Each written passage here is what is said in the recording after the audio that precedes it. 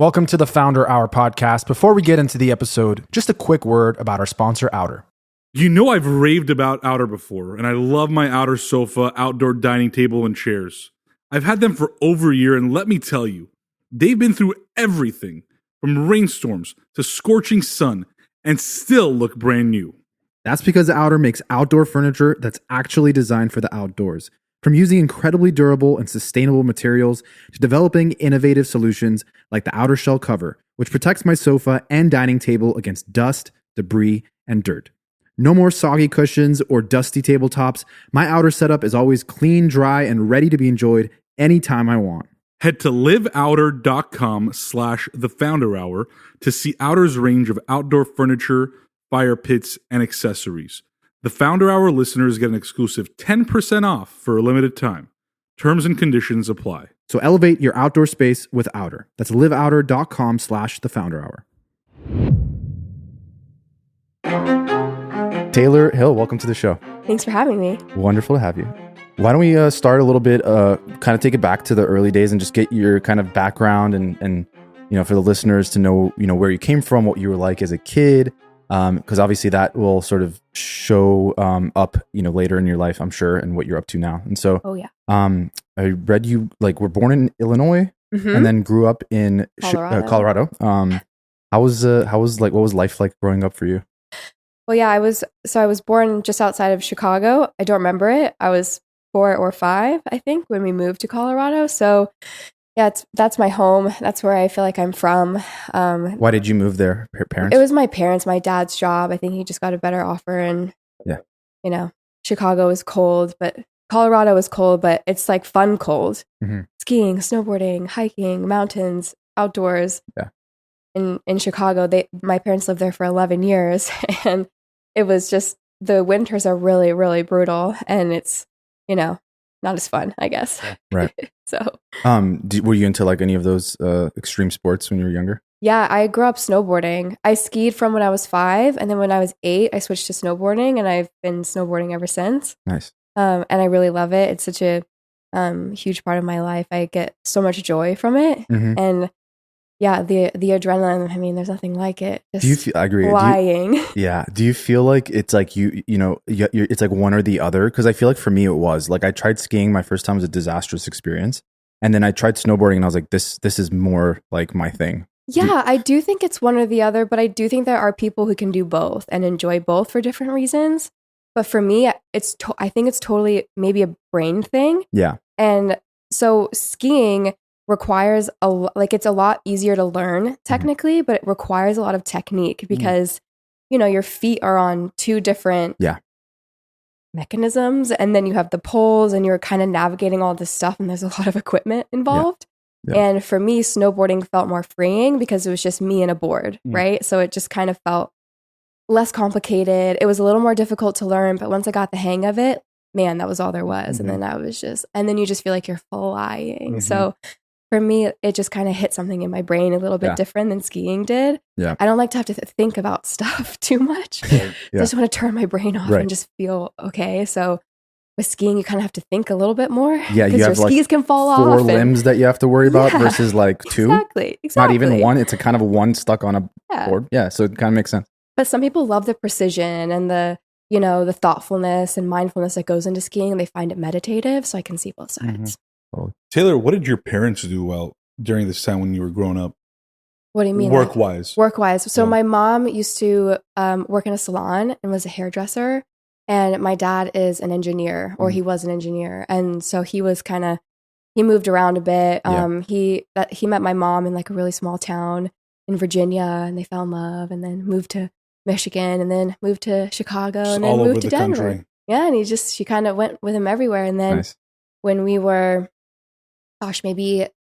so my mom had us all 1 year apart from each other. I'm one of 4, and we're all really close in age. So she's a superhero, my mother. And she sort of left the salon and became a full-time stay-at-home mom, probably when we were going to school and getting crazy and running around and had personalities and individual hobbies. She was just I can't keep up with all these kids. And all this stuff and going to work because, Right. you work in a salon, you're standing all day, like cutting people's hair all day long and then coming home and she's just like doing everything. So you were never in the salon while she was doing her thing? No, because it's dangerous, it's distracting, and scissors. Scissors flying everywhere. I'm just gonna dead stop there. Scissors. Just scissors. Just that's it. That's it. Like Totally. no, we Yeah. didn't. We never went with it. Maybe when we were babies, because she could hold some of us. Like, Right. even then, it's kind of. Right. I understand. Scissors. I wouldn't, if I was as a parent, I wouldn't want to worry like if my kids were around a lot of scissors. Yeah. So then she kind of opened an in-home salon, so she would cut people's hair in our house. Like her clients that were really scared when she left. They were like, "Please, can I still have you cut my hair?" So then people would come over and like she would cut in our garage, cut their hair. This is in Colorado? Yeah, in what part of Colorado? So I grew up in a town called Arvada, and it's like a suburb town. And then when I was like 15 or 16, my parents moved full time to the mountains in Winter Park, which is where I grew up, like snowboarding and all that stuff. Yeah. What impact did your mom's profession have on you? I think for me, I kind of saw that my mom is really creative, but she's also really diligent. Like she ran the household. She managed 4 children's schedules. She was the best. She picked me up from gymnastics every day on time at 7 p.m. and took my brother to soccer and did all that stuff. But she was also very creative, and she cuts hair and she loves drawing, and she always did her own DIY home renovations. She would just decide one day, this wall needs to be painted. And I would come home from school and she's in her overalls painting the wall by herself. She's amazing. It's like, so I think just seeing my mom's like ability to wear many hats and kind of do a lot of stuff, and just, she was always really positive. And I think that for her, it was really good. And she liked being busy and she liked doing a lot of stuff. So it kind of just set an example of, if you set your mind to something, you can pretty much do anything you want. Right. So having now lived in a city and being exposed to cities versus like the mountain life, right, around snow, cold, right, seasons, what stands out to you as like a key difference in lifestyle of living in more of a city, just hustle bustle versus kind of the more chill, I don't want to call it isolated, but more kind of isolated, mountain life. Yeah, it's slower. Yeah. I think it's very different. I mean, when I first moved to New York, it was a shock. I was, whoa. I mean, I had been there before for modeling, and I kind of grew up going in and out. But when I moved there and I lived there, and this was my day in and day out life, was New York City. It was a little overwhelming at first because there's no break from any of it, Even when you're in your high-rise building in New York in your box apartment, you can still hear street noise and traffic, and then you get in an elevator and you go down and you're immediately immersed in it. Yeah. Now these are qualities and things in the city that I absolutely love, and being able to just be a part of it and like get in there. And New York is the city of dreams. I think it's like the city where anything is possible, and I have like such a fondness, and it has a really special place in my heart. But moving there from the middle of nowhere kind of was really like quite a shock and really different. Right. How long did it take to acclimate to that? It took me probably about 1.5 years, 2 years to get used to being there. Yeah. Yeah. I was going to ask, like, as a kid, what you maybe like wanted to do when you grew up. And, but I know you were like discovered modeling pretty early. Like you were young, right? Like 13, 14? I was 14. Yeah.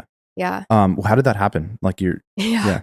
It was really crazy. I was scouted at a dude ranch in Colorado. It was like close to where our house is in Winter Park. And I mean, the definition of a dude ranch, I think, really varies for people. But for me, it was this place where we went. It was sort of like a country YMCA. You go there and you can ride horses. There's pottery classes, archery, hiking trails. Like it's kind of an outdoorsy, send your kids there to do something because there's not that much to do. Was it like a camp thing, or you like? You could go there for the day. You just you didn't have to camp there, but there were lodges that you could stay in. Yeah. And at the time, we had no idea, but this ranch functioned also as a photo shoot location. A lot of big American department stores would come and shoot there, like JCPenney's, Macy's. I don't know if you've ever heard of Belk's. Belk's shot there. It was that's actually my first job ever was a Belk's catalog, because they saw me. They were shooting Belks at this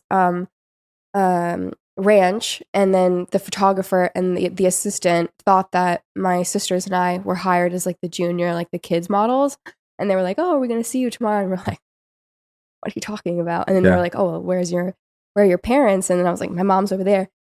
And then they went and like spoke to my mom, and they were like, "Oh my gosh, like she should be a model." And my mom's like, "What?" Like, no, what are you talking about? Was it specifically you, or you and your siblings? It was, I mean, I think because they saw all of us together, they assumed, because my siblings are tall and like we look really similar. Yeah. But I think they actually booked me. So then the next day I did go and they shot it. And how old were you? I was 14.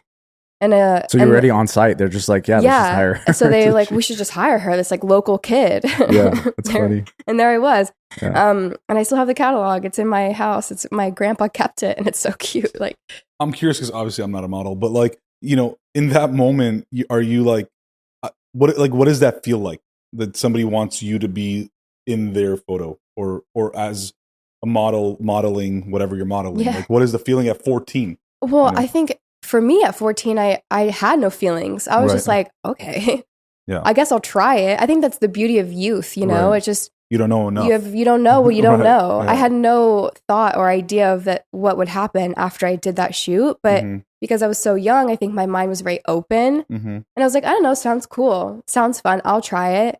I mean, I was so nervous on that day because I had never been in that situation before, and I was 14. Yeah, but I was like, I mean, I guess I should try, right? I mean, I knew what modeling was. I'd seen America's Next Top Model, but it's like, it's not the same, obviously. Yeah. So I was like, oh, like modeling. Yeah. Okay, I'll try it. And then the next thing I know, here I am. But you could never, in that moment, you were not like, oh, this could be something that I would enjoy doing. No, I had no idea I would enjoy doing it until I did it. And then, you know, the first photo shoot ever is always just like, what just happened? And then as I started, you know, getting booked more and more and more, I was like, this is really fun and I really like this. Did you have to find like an agent? Mm-hmm. Yeah. Yeah. So the photographer helped me a lot. They sent me to New York and introduced me to agencies, and I, you know, signed with IMG when I was 14, and I've been with them ever since. And, you know, they've been really great in my career, and I love being with them. They're the best. How does that work with like child labor laws? I mean, like, because, you know, you hear all the time, like, child labor laws. Yeah, I mean, like, I know none of us here are lawyers, but like, I mean, you're 14 years old, right? Like, yeah. You know, I mean, I assume your parent, guardian, whatever, has to sign everything on your behalf. But like, how does that look like? I mean, do you have your own bank account? Like, I'm curious about like the operations behind like a child like a 14-year-old. Wow, that's a child. 14-year-old is a child, I guess. It was very different back then. There were in modeling, there are no protections. Right. In acting, there are so many more. Which is crazy, by the way. There's a union, you have a Coogan account, there's all this stuff and all these things. And wow, I'm surprised there isn't for models. There's none of that for modeling. It sounds like there should be. Like, there definitely should. Well, because, now maybe it's a little irrelevant, because a lot of the time now, young models don't start until like 18 years old. Right. A lot of people won't hire a model under the age of 18. And if they do, they have to have a guardian on set. There are now more protections in place, but when I started, there were none. It's interesting. When I very first started, we didn't have any. There was literally none of that. And the only reason I have, you know, I had my own bank account and I had all of those things, but that was because my parents set that up for me, not because the industry made them or protected me in any way.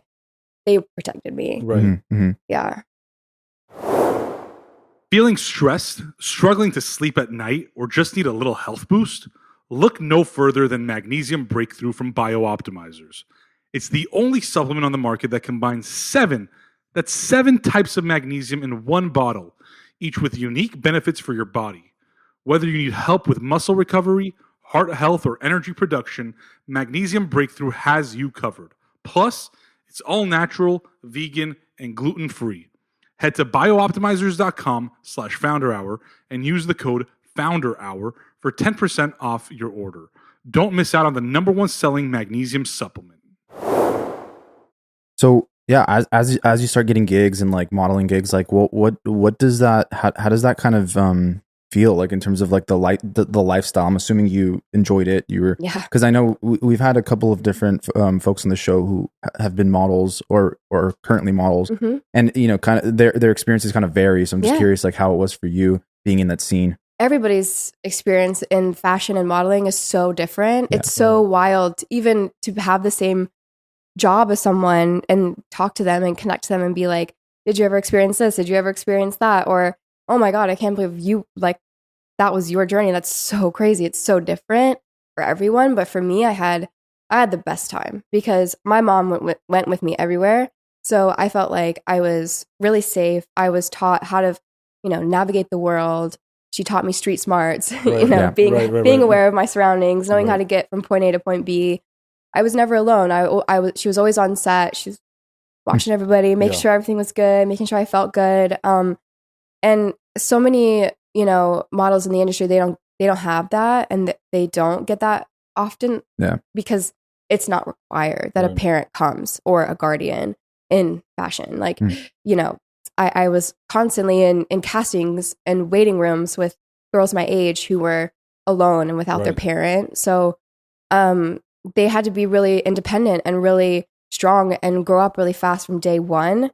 And that creates a whole other experience. But, you know, because I had my mom with me, I kind of was, it was a little bit different, but I had a lot of fun doing it. And I also loved being on set, and I loved, you know, when I was a kid, I loved playing dress up, and my little sister and I, we would just like play games, and we were very imaginative. So for me, like modeling was almost an expression of this playing dress up, and I'm flying to Paris and I'm on set and I don't have to sit in math class.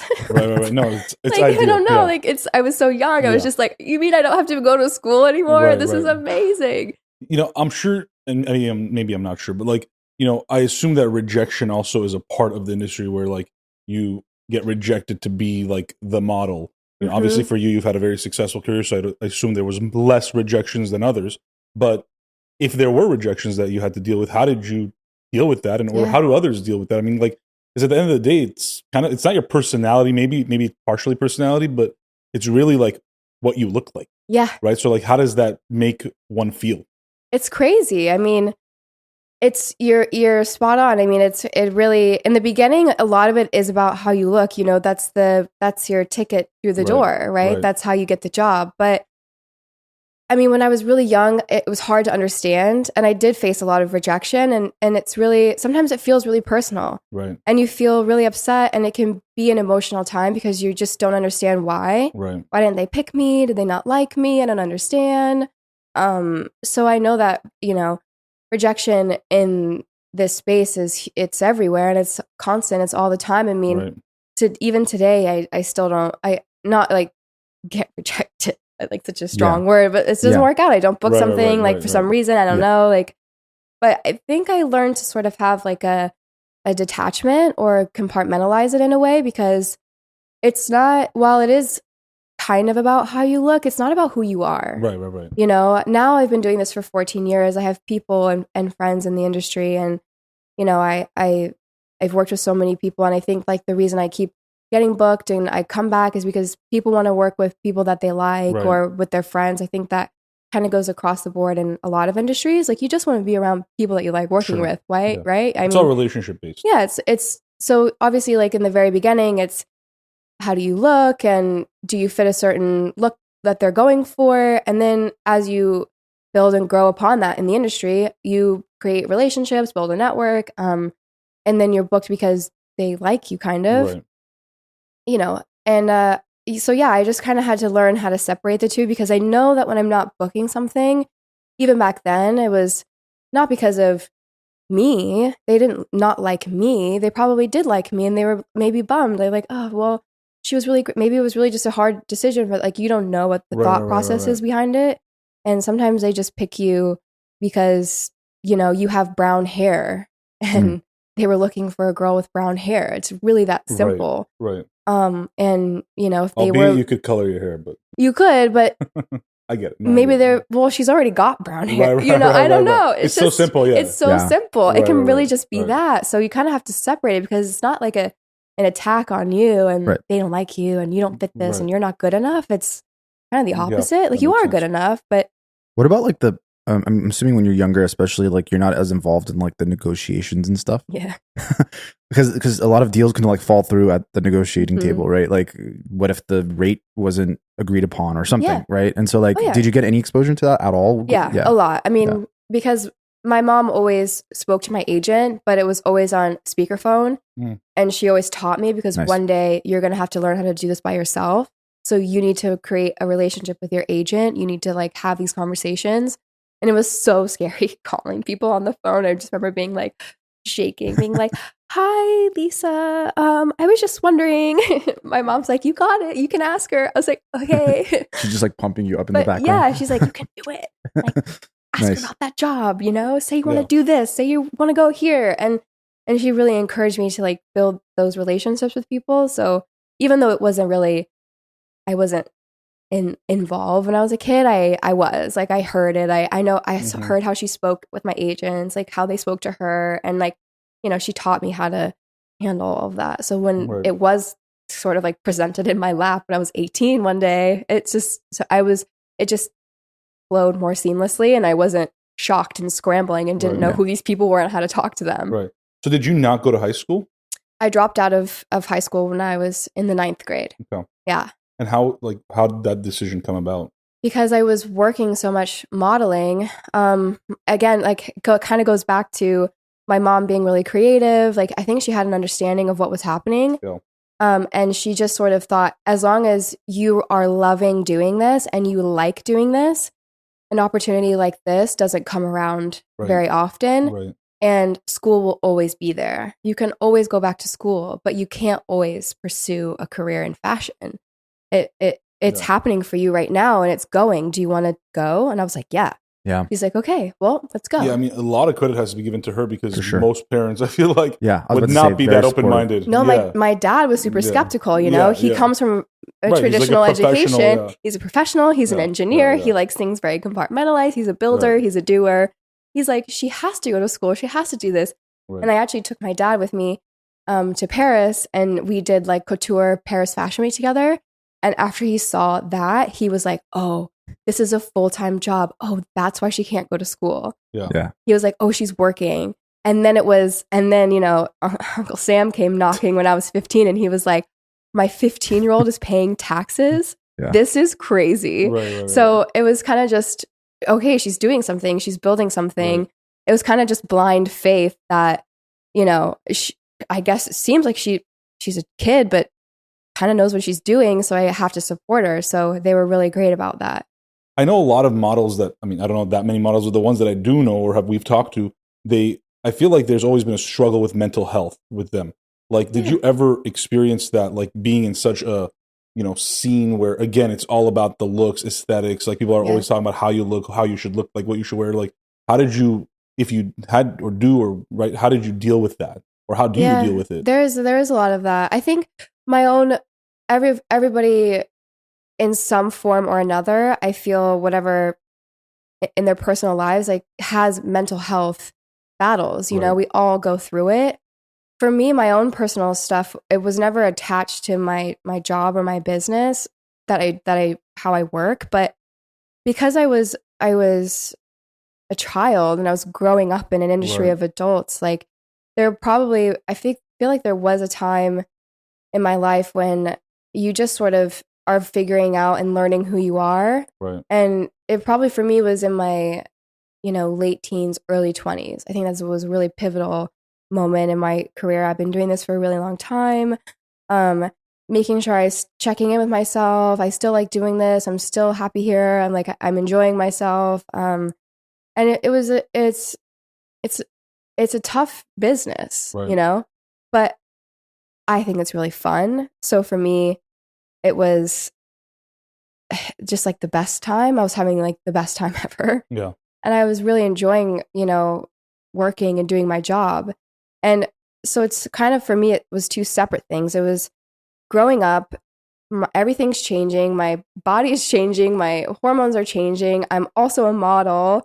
I'm working in fashion. I love my job, but like, you know, my life is, who I am is so different from when I'm 15 to 21. You know, there's just I was a kid and I was like a child on set, and then now I'm an adult on set, and it's kind of like a different shift. And I think I was always, luckily I have a really supportive family, and I think that I was always able to be introspective and sort of check in on myself and be like, hey, like, how you doing today? I don't know.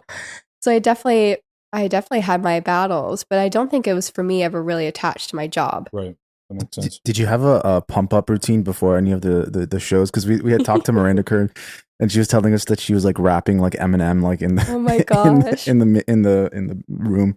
I don't know. Did you have anything like that? I didn't have anything specifically, but I remember being backstage at the VS show, and Adriana Lima is like an iconic human being and someone I really looked up to.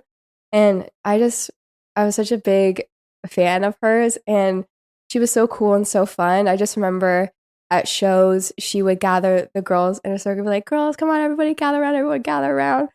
And we would all like kind of stand in a circle and like jump and scream and be like, we're gonna do that, yeah. And then as I got older, then they were like passing around tequila shots, and we would like do one tequila shot before we walked out onto the runway. Nice. But I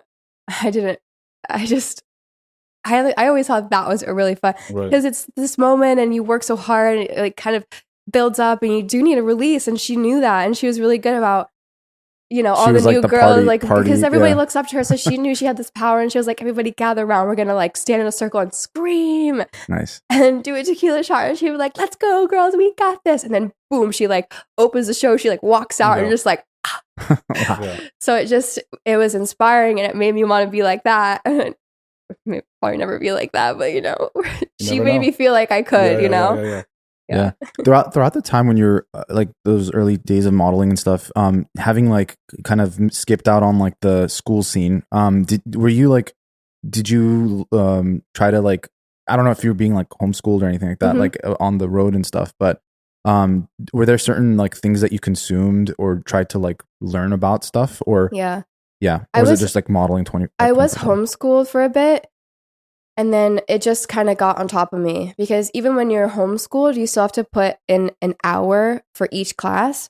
And like if I was taking 6 classes in high school, that's 6 hours. That's half my day. I'm on set for 18 hours. When am I supposed to do 6 hours of schoolwork? There's just not enough time. Wow, it's that 18 hours a day? Sometimes, yeah, it was like that. Or you're traveling, and then it's a long travel day, and it's maybe you're not always like on set or working. But if you're flying to a different country, time zones, things like it just takes away from your time. Right.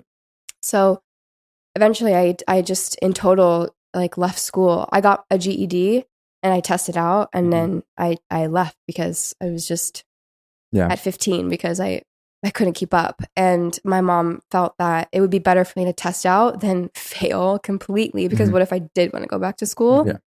If I graduated fully, it would have maybe set me up for failure, because I would be maybe a C student. Right. Customers are rushing to your store. Do you have a point of sale system you can trust, or is it a real POS? You need Shopify for retail. Shopify POS is your command center for your retail store. From accepting payments to managing inventory, Shopify has everything you need to sell in person. Get hardware that fits your business. Take payments by smartphone, transform your tablet into a point of sale system, or use Shopify's POS Go mobile device for a battle-tested solution. Plus, Shopify's award-winning help is there to support your success every step of the way. Do retail right with Shopify. Sign up for a $1 per month trial period at shopify.com/founderhour. Once again, go to shopify.com/founderhour to take your retail business to the next level today. So let's talk about Tate and Taylor, like the origins of it. Yeah. How did like what kind of inspired the idea of it, and then we'll talk about what it is. And I mean, my dog inspired the idea of it. My dog Tate. It's named. I mean, obviously it's us. It's named after him. So I got Tate when I was 18. Moved to New York. Had no business getting a dog, and yet here I was with a puppy. It was so silly, but he was the best thing that ever happened to me, because during that time, as I said before, it's such a pivotal time in your life. You're like growing so much, changing so much. 18 to, he was with me until I was 27. So were you taking him like on the road with you? Sometimes I would take him. I would bring him to sets in New York. People knew him, loved him. Like he was my little mascot. He came with me everywhere, and everyone always knew him. And and if I didn't bring him, they'd be like, "Oh my God, where's Tate? Why isn't he here? Like, that's so weird." Yeah. You know. So yeah, I did. I brought him with me a lot of places. Anywhere I could, I would. He was the best dog in the whole world. I mean, he was my soulmate. He taught me a lot about unconditional love, responsibility, caring for someone other than yourself, you know, selflessness, waking up in the morning, getting exercise, going on walks, like just, I don't know, being a responsible person. Right. And I just remember, you know, kind of looking back on our life together and just feeling, you know, really grateful for him, because I don't think that I would be who I am if it wasn't for him, which is so, he's a dog, but he has such a big impact. And I think that's an amazing thing about dogs and animals in general, is they're just able to impact our lives so much in a different way than I think people are. And that's sort of the idea and inspiration behind Tate and Taylor, because having had a dog and loved one so deeply and intensely, I think that in the pet space and in the industry, I felt such a disconnect from companies and brands and people doing things from the emotional side of what it really means to take care of your pet and like why you love them so much. So in approaching this industry and coming into this space, I really wanted there to feel like there was passion and drive and an emotional connection, and we're building something for the relationship that you have with your pet. You know, it's about your relationship, not about buy this, do this. It's just sort of, how can we be better? You know, how can we create content and community to support how we could take care of our pets better? So that's sort of the inspiration behind it. And then, of course, when I lost Tate to lymphoma and he had developed cancer, I felt super alone and like almost like there was a lack of community, because I didn't know what to do. I didn't know what the next steps were. You know, no one really tells you about when they get sick, how to go about it or what to do and where to go. And it was sort of stuff that I had to figure out step by step what felt like on my own until I finally got to the right place. And then I felt like, oh my gosh, this is where we were supposed to end up. And I wish I found out sooner, but yeah, it's one of those things where, you know, and obviously they do great work, but you know, you go to the vets and the pet hospitals, and they just tell you like, this is what your dog needs, this is the medication we're going to give, and like you have no idea, like if it's good or bad or like what to do, and like there isn't really like a source that, you know, you just have to do a bunch of research, but you also can't ask another dog how they felt when they did it. Like, you can't ask the dog; they can't tell you. Yeah, with humans, you're like, hey Pat, was that treatment like? You're like, nah, I wouldn't do it again. Yeah, what are you gonna do? Ask the dog? I mean, exactly. You might ask the owner, but maybe there's not that community. Yeah, it's there. I just feel like the support I got when I got to the animal medical center, which is where Tate was treated for his lymphoma, it was so much more in depth, and they actually like told you about things like why they were doing it and like this is what we should do and why. And I was like, oh my gosh, this is what needs to be said. This is what people need. So I just really love them as a hospital and what they do. They're the largest teaching hospital and a nonprofit pet animal hospital probably in the entire world. What's it called? The Schwartzman Animal Medical Center. And it's in New York? It's in New York. And, you know, their oncology department is incredible. Yeah. And Tate's doctor was amazing. You know, she would call me from even her personal number and check in and, how are you? I saw Tate today. This is how he's doing. It's an incredible place. And I finally felt like I had some support and people with the knowledge telling me how it's going to go and why and what we should do. And it's a really, I don't know, I just felt like it was a really great place. And I wanted to build that into what I was building, because I feel like they do that really well, but they're a hospital, so they're a nonprofit. And I feel like sometimes when it gets really big like that, it's clunkier to move around. Like their message can't always be, you know, spread as digestibly or as easily. So how can I do that in a different way? How can I take that on and like make it so people know about this stuff? So yeah, tell us like what the like the concept of Tate and Taylor is like. What is like the overarching? Because like that sounds like it's like a part of it, right? Yes. Yeah. So what is like the big picture thing? I mean, so wow, big picture. I really see us being center of content. We have commerce and community, like our 3 C's. Like we make content because the pet space, it's very pet content is the best content. It's the best. Yeah, like once you're on dog talk, like it's just everybody loves their dog. It's just so much fun. But how do we take it and make it informational or educational so that people don't get bored? Because I do think that there's the really fun stuff and then there's the really boring stuff that we need to know. And it's like, how can I kind of do both and like make it really fun? And obviously, like being a model for 14 years, like I grew up in social media at Instagram since I was like 16. And we just love the idea of being able to apply what I've learned in fashion and, you know, maybe a more fast-paced entertainment industry to the pet space and having that perspective for like media content and consumption. And then I also think that there's such a huge space in the commerce in terms of the pet industry, because shopping for your pet is extremely overwhelming. It's a $146 billion industry and there's no guidance. Why am I feeding them this? What's the deal with the fresh food versus the kibble thing? Right. A lot of it's contradicting. There's no one talking about founders and, you know, people who are doing innovative things in the pet space and trying to make it better, because there's a lot of people out there. And in building Tate and Taylor and doing my research, I found incredible brands, founders, people doing really cool things, and they're struggling to get their message out through these traditional platforms that we see in the pet space and how we traditionally shop.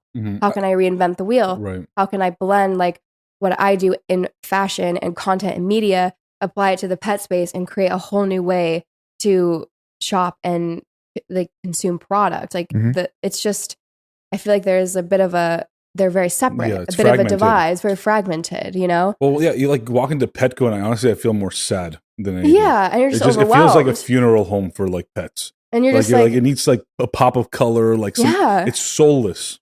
I mean, why, it is. It has why no do soul. you buy it? Why are they? There's no one's telling you. Because know? I feel like in whatever, call it like 15, 20 years ago, like having a pet or dog, right, whatever, it felt like more of a luxury. Like, you know, not that Petco or PetSmart felt luxurious at all, but like you just kind of went there, you got it, and that was it, right? Like now it's like it's a part of your lifestyle. It's part of your life, legitimately, and like. You know, whether you have one, two, you know, like they're there and they're helpless to a certain degree. Like you have to take care of them. Yeah. But also, I feel like there's a generational shift in like, you know, we do like the brand attachment. We like the aesthetic. Yeah. We want it to kind of match our vibe and our lifestyle to a certain degree, right? And that doesn't exist. It's conscious consumption now. Right. People want to know why. Why are they making this? Why are they doing this? Right. What makes it better? You know, the old school way of doing things in these like really big companies don't understand that like this next generation, we're way more mindful when it comes to what we buy and why. Like I find myself reading the back of the ingredients on pretty much everything. If I'm going to eat it and if my dog is going to eat it, I'm going to read what's in it. Right. And I'm like, what is that? And I Google it, you know? I don't know why we started shopping like that or why we're doing that, but I think it's an incredible thing. And I love that people are more aware and more conscious when they shop. So really leaning into that in the pet space is something that I was already doing with Tate. And I feel like I met so many people who were doing that already. Yeah. So blending the two. And then of course, like the third bit is like building the community, because there are so many communities in the pet space. Like there are people who have dogs. People love their dogs. How do I get them to talk to each other and connect and like find a safe place and be like, hey, my dog is going through this. Like, have you experienced that? And then they can say, oh my gosh, I did this, like try that. And I just feel like information is power. And I feel like there's such a lack of information and connection. It'd be cool if you launched like a dog matching platform like Tinder. Oh God, it would be I have so many ideas for it. And I think that's a really beautiful thing about it. So, you know, obviously right now, like the structure of my business is an online store, and we curate products and we talk to founders and we speak to people who are doing really cool things and we talk about why we like them and we create content around that. And then we're building community, but like, I have like 5-year goals, 10-year goals of doing all of these things, like really building the platform up, like maybe getting more into the media space. But if we do make a product, I want to make sure that people trust me. I've had the time in the industry and I've put the effort in to learn everything about it, hence the online store. I speak to brands who are doing amazing things. I'm learning about product development, why they did this, why they made this product and where they went. And I'm really from the ground up learning every single aspect that I can. So one day when I do develop my own products, like I get to talk to the community. What do you need? Right. How can I make something better? How can I create something that solves a problem or makes an impact instead of I'm going to start a pet company and jump in and be like, buy this because I said so. Right. I feel like there's so many people who do that. And dogs are my life and a genuine passion and have been an extension of my life. I want to build something authentic from like the ground up and, build something meaningful and impactful. Yeah. What are some interesting trends that you're seeing in that space? Maybe like 10 years ago, it was like CBD and stuff like that came out for dogs in terms of products. And that's been like super helpful. I know for my dog it was really helpful in terms of like easing, because dogs have so much anxiety, like way more than humans. No, as much true. as humans have anxiety, like dogs I feel like have like infinite anxiety, and it's like certain products could help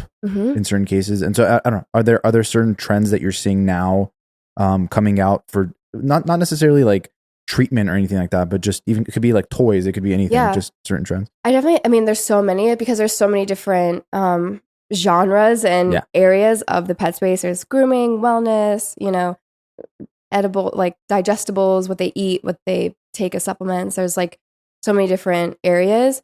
One I've been seeing a lot, like even in the last 5 years, I'm sure you've even noticed it too, is like people switching from kibble to a raw diet or a fresh food. Yeah. And then some people are going back to kibble. So it's just this, well, what is it? Like, what is the fresh food a trend? Is it something that's supposed to stick around? Is it going to stay? I think pet food is still a little complicated and something that we have a lot of work to do in the industry and like really figure it out. And as to why one dog should have a kibble versus one dog does better on a fresh diet. I think that's a really interesting thing that I would love to kind of learn more about.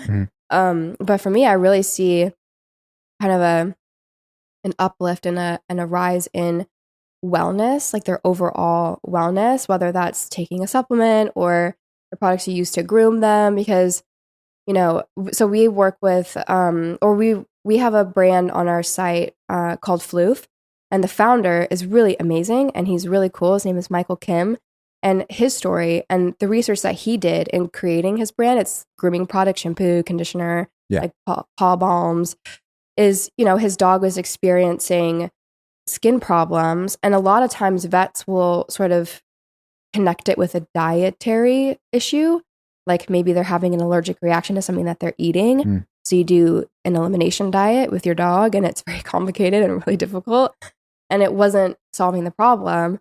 But it turns out that it was the grooming products that his groomer was using on the dog. It had an ingredient that was causing a rash, so he went out and developed his own shampoo and conditioner with a veterinary dermatologist, which people don't do in the pet space. Was there like a specific like ingredient that was causing that? There probably was, but I don't know what it is off the top of my head. But I'm sure there was definitely something in it specifically that they were using that's why he was getting a skin rash. So it was a topical issue, not a internal issue for that specific dog. I mean, there are so many things that can affect them, and sometimes it is diet, but in his case it was him doing all this research and being like, these brands don't test their products, they don't work with a dermatologist to develop it.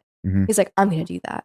And it's really cool to see that that's what he's doing, and he's just started this whole company. It's really just him, like he's amazing. So it's like that's a really good example of, hey, how can I give this person a platform and like talk about why his product is so great. You should support him. Right. You should buy this because he dermatologist tested his product. It's amazing. Yeah. Okay, listen up. It's 2024. Are you still using your personal phone number for your startup? One of the most common founder mistakes I see is using your personal phone for business. OpenPhone has completely rethought every detail of what a business phone should look like and do in 2024. OpenPhone makes it super easy to get business phone numbers for your whole team. It works through a beautiful app on your phone or computer and integrates with CRMs like HubSpot and Salesforce. It's the #1 business phone on G2 for customer satisfaction with over 1,700 reviews. And here's a feature that I love personally. With OpenPhone's AI-powered call transcripts and summaries, you can have a summary of your phone call with action items right when you hang up. No more note-taking or forgotten to-dos. What's more is that every employee that's sharing that phone number with you has access to it too. Total recall across your entire team. OpenPhone is already affordable at a starting price of $15 per user per month. But for a limited time, the Founder Hour listeners can get 20% off for 6 months. And if you have existing numbers with another service, OpenPhone will port them over at no extra charge. Head to openphone.com/founder to start your free trial and get 20% off. One of the things that this conversation has me thinking, and I'm not trying to be funny, is like customer like feedback, right? Because at the end of the day, the user feedback, which would be your pet, your dog, and every dog, every breed, right, is different, right? And every product is going to work for one in different ways, right? Like maybe there already is, but like how does testing get done? Meaning like product testing after the fact, where you're like, okay, on this breed, like this works, on that breed, this works, like this didn't work as well. Like how is there, like, I mean, is it AI? I mean, I don't know, like where there's, I don't really know I don't even know how to phrase the question, because, there's so many different breeds, so many mixes of breeds. Yeah. Like how does a company, how does a brand, how can they develop and then later test products? Like, I mean, is there a conversation about that in the space in general? Probably. I mean, I don't even know how they do it. Yeah. Like, cause that's what's like, I've just been thinking, like, yeah, while we're talking, no, you're I'm just right. like, like, okay, it worked for my dog, but like, I don't know how to get that out of my dog, obviously. But are there certain things that an owner can look out for that the company's telling me? And they're like, okay, I can then give that feedback to the company. Like there's a feedback loop. They can develop some sort of an assessment. Like, okay, it works for the Shih Tzu, it works for the lab, it works whatever. Yeah, well, I'm just like, because there's so many different kinds. Like with humans, it's easier because I could ask you. Yeah, and say. Right. I mean, gosh, I'm not sure how that necessarily feels like $1 billion works. Like being concept. able to like send maybe 100 different, like doing doggy trials, kind of. I don't know, like, something. It sounds really cute, but it's real. Like you send this product to 100 different dogs from multiple different breeds. In different countries, and and see sort of what is affecting them and why. Yeah, but I think, or perhaps asking a certain set of questions, and but then making that sure algorithm it's safe too, because I feel like that's another thing. It's like it's, if you're testing it like that, is it animal testing? Sure. And then it's kind of like, we're walking in. Exactly. There's a fine line. Right. So this is a question for a dermatologist. I would love to know like how a veterinary dermatologist like develops products and ingredients. Like, are they removing like the majority of things and maybe like patch testing on their own skin, or how are they doing it so that they know that they're creating something safe? Yeah, good question. I don't know. And then so then like giving it to the dog and like making sure that dog reacts well, because the last thing you want to do is like cause an allergic reaction. Right. Yeah. I just feel like there's so much. It's not funny. There's so much unknown, like in this, which is also an opportunity, but there's so much unknown, and I feel like AI, like as I'm thinking, like could solve through like algorithmic, like just responses that it receives, like can maybe help solve these things. And there's probably already scientific data that's out there, like research that's out there on certain breeds that can be connected to the certain like ingredients that they should be avoiding. I mean, I don't know. I mean, it seems so like complex and so massive of an issue, but like, I guess that means there's opportunity for folks like you who are in this space and brands that are being created to really be more thoughtful about how they created, how they branded, who they branded to. Yeah, right? And like talking, that's something I really want to start getting into, is like talking really more in depth with how did you do this? Like, I obviously know he did do all of that. I spoke to him. I know his story. I know why he created it. But like long form, really getting into it, talking to him from like step 1 to step 10, speaking to his dermatologist partner. How did you do this? What's the science behind that? These are things that I think people don't get to hear about and ask questions about. So like really getting to the root of what does that look like so that we can understand it better. I think, especially in the pet space, we're doing such great things in the research field and our own health, but I think that there's a lot of opportunity for growth and knowledge and learning and having these conversations with people in pets health or animal health. So not to like take a depressing turn here, but I'm just there. One big piece of like pet, just the concept of having a pet is like the loss of a pet. Oh, yeah. And like like how you deal with it, and people deal with it in different ways, but it's like it's such a hard thing to do. I know the community piece is like one that you're focused on, but is there anything that you've found or that you've like come across or are looking to hopefully try to build or create that it could help with people who are like in that, like Yeah. post loss of a pet place? That's something I would love to do and focus on, because that's a huge part of my own story, Right. and my own journey with my dog Tate. It was absolutely crushing and devastating, his loss, and it was something I was totally unprepared for.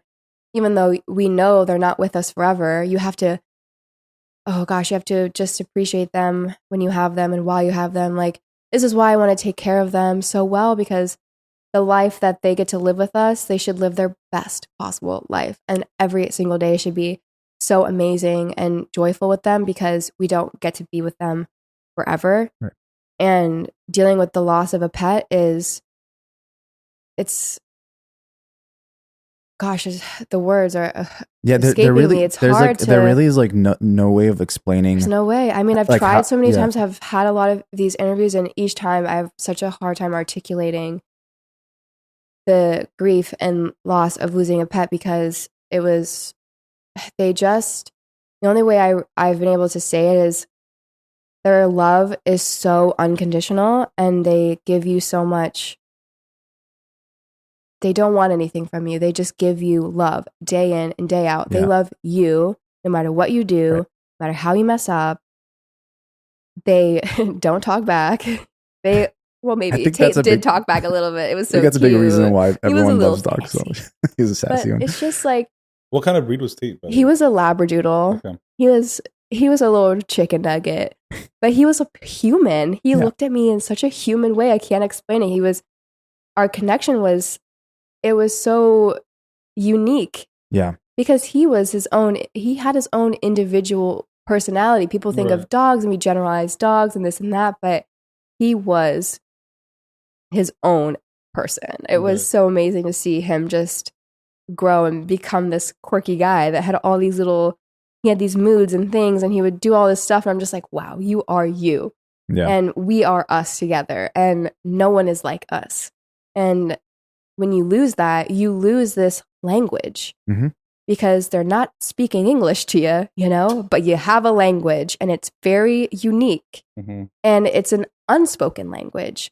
And I think when you lose that, it's so difficult, because it's like a part of you is gone, this like really deep, intimate part of you, and this secret language you had, you no longer get to use it anymore. And when it's gone, you're at a loss. It feels like it's like a phantom limb. I mean, that's the only way I can maybe imagine what it would feel like, because he was so much a part of my daily routine and my everyday. And when he passed, I would wake up and be like, Tate, and be like, he's not here. Yeah. And all these I would go and I would just be an autopilot and like make his food and be like, he's not here. It was all these little moments every day where my heart was just broken over and over and over again. Yeah. And I would just like crave the language that we had together. And I had no one else to express it with, because like I can't treat my sister like that. I can't talk to my husband like that. Yeah. I could, but he would think I was weird. I don't know. And it doesn't do the same. You have all these like names for your dog that like you can't call human beings. You just can't, They have like 20, 30 different variations of their name. Like, I'm not going to call my husband my squishy chicken nugget. I mean, you could. I could. You could. He might appreciate it. Who knows? He might like it. But on a more, I guess, I don't even know if it's lighter. Depends on who you ask. How do you split up your time today between Tate and Taylor, modeling? I'm sure there's other things that you're involved in.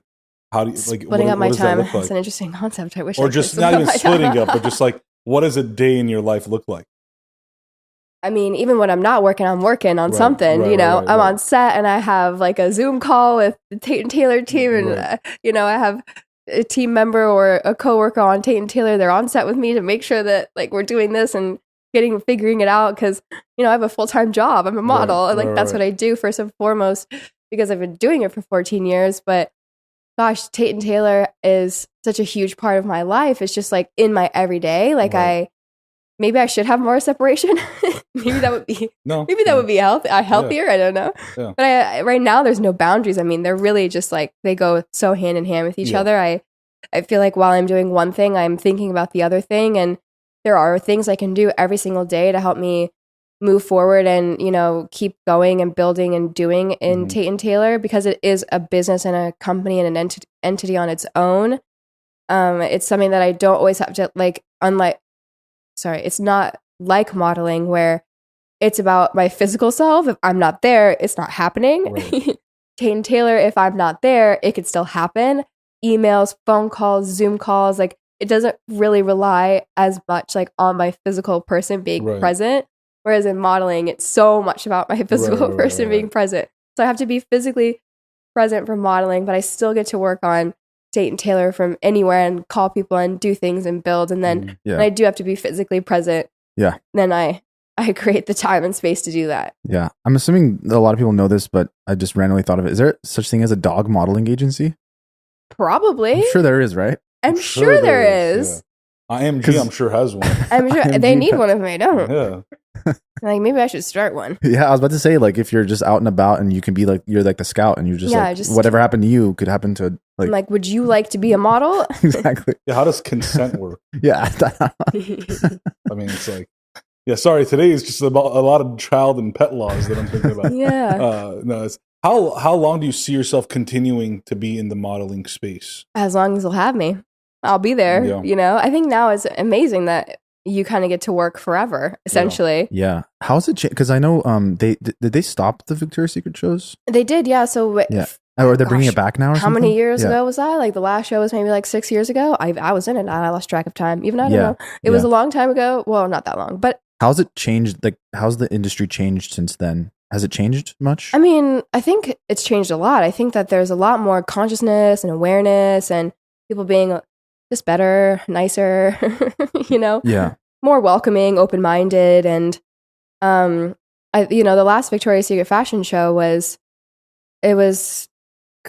amazing. I mean, I loved doing it. And then it kind of went away. And then it is coming back. They are doing another one. And I'm really excited about it because I think that it's going to be different in such a good way. I think that they've grown a lot and done a lot as a brand and like kind of seen where they've made mistakes in the past, and like the reset was necessary. Yeah, the reset was like anything and everyone. If you're not cringing on your 20-year-old self, have you grown and changed at all? So I'm always appreciative and grateful for them as a business and a brand, because I wouldn't be who I was if it wasn't for them. I mean, my career became what it did because of Victoria's Secret. They had that power. That was what they did in the day, you know? Yeah. Mm-hmm. They created supermodels. I mean, Adriana Lima, as I said, like, wow.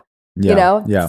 That's Victoria's Secret. And I think that the way that they're able to do that for so many different people now in the industry and in the modeling space, what they're doing is really great. And I love that. And I love the growth and the direction that they've taken. And I've been a part of the brand for 10 years, and being able to still work with them as I've grown and I've changed, and supporting me in my career and in my journey, and as I'm like growing as a woman. And I just feel like the change as it was happening as I was changing, and my timing with them as a brand has been really amazing and something I'm really grateful for.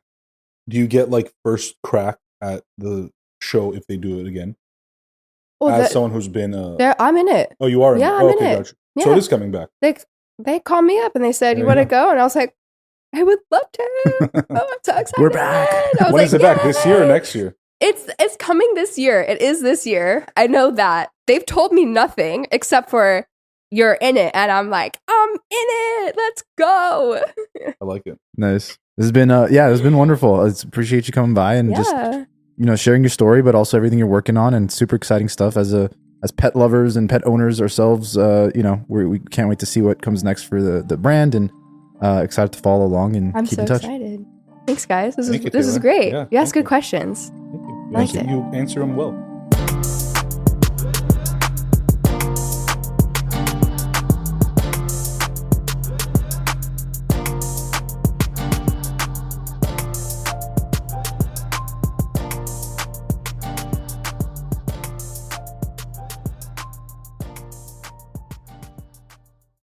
The statements made in our ad reads are for informational purposes only. The products discussed are not intended to diagnose, treat, cure, or prevent any disease. Always consult a qualified healthcare professional before starting any new supplement, especially if you have pre-existing medical conditions or taking medication.